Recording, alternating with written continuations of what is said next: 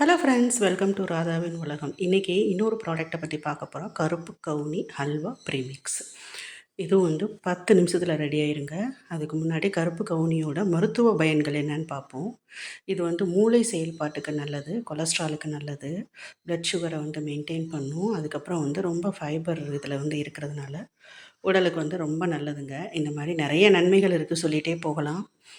ஆம், இதுக்கு 1 கப்பு கருப்பு கவுனி ஹல்வா ப்ரீமிக்ஸ் எடுத்திங்கன்னா, அதுக்கு 2 பங்கு தண்ணி ஊற்றிட்டு, அதில் இந்த மாதிரி லம்ஸ் எது இல்லாமல் நல்லா கலக்கிக்கோங்க. அதுக்கப்புறம் நீங்கள் அடுப்பை பற்ற வச்சு, அதுக்கப்புறம் நீங்கள் அதை கிண்டிக்கிட்டே இருக்கிறது தான் வேலை. ஸோ இதில் எந்த வித ஒயிட் சுகருமே ஆட் பண்ணலை, ஒன்லி பனை கற்கண்டு தான் ஆட் பண்ணியிருக்கிறோம். ஸோ அதனால் இது உடலுக்கு எந்த வித தீங்குமே ஏற்படுத்தாது, அதிக நன்மை கொண்டது. ஸோ இதை நீங்கள் சும்மா ஜஸ்ட் 1 கப்பு தண்ணிக்கு 1 கப்பு மாவுக்கு 2 கப்பு தண்ணி ஊற்றிட்டு நீங்கள் இப்படி கிண்டிக்கிட்டே இருந்தீங்கன்னா, அது நல்லா ஹல்வா பதத்துக்கு வந்துடும். ஒரு மாதிரி க்ளாஸியாக வரும்போது நீங்கள் இதை முந்திரி பருப்பை நெய்யில் வறுத்து போட்டுக்கலாம். அதுக்கப்புறம் தேங்காய் துருவி போட்டுக்கலாம். அதெல்லாம் உங்களுடைய ஆப்ஷனல் தான். ஸோ நீங்கள் இன்னும் குழந்தைங்க சாப்பிட்றாங்க அப்படின்னா, நீங்கள் நெய் கூட நிறையா ஆட் பண்ணிக்கலாம்.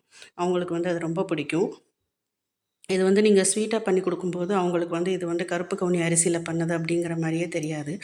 ஏன்னா அடுத்த ஜென்ரேஷன் எதை நோக்கி போயிட்டுருக்காங்க அப்படிங்கிறதே தெரியல. அதனால் நம்ம தான் இந்த மாதிரி உணவு பழக்கவழக்கங்களை அவங்களுக்கு நம்ம சொல்லிக் கொடுக்கணும்.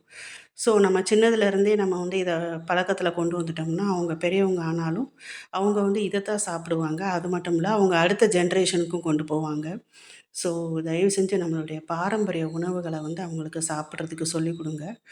இது செய்கிறதுக்கு ரொம்ப ஈஸியான முறையில் தான் நாங்கள் செஞ்சு கொடுத்துருக்குறோம். ப்ரீமிக்ஸ் அப்படிங்கிறது நீங்கள் வாங்கி ஜஸ்ட்டு தண்ணி ஆட் பண்ணிவிட்டு நீங்கள் கிண்டினீங்கனாலே சரியாக போயிடும். எந்த வித ப்ரிசர்வேட்டிவ் எதுவுமே ஆட் பண்ணலை. வேலையுமே ரொம்ப ஈஸி. ஜஸ்ட் இப்போ ஒரு கெஸ்ட்டு வீட்டுக்கு வராங்க அப்படின்னாலே ஒரு 10 நிமிஷத்தில் இதை நீங்கள் ரெடி பண்ணிடலாம். கெஸ்ட்டுமே உங்களை பாராட்டுவாங்க. அவங்களுக்குமே இந்த பழக்கத்தை நீங்கள் சொல்லிக் கொடுக்கலாம்.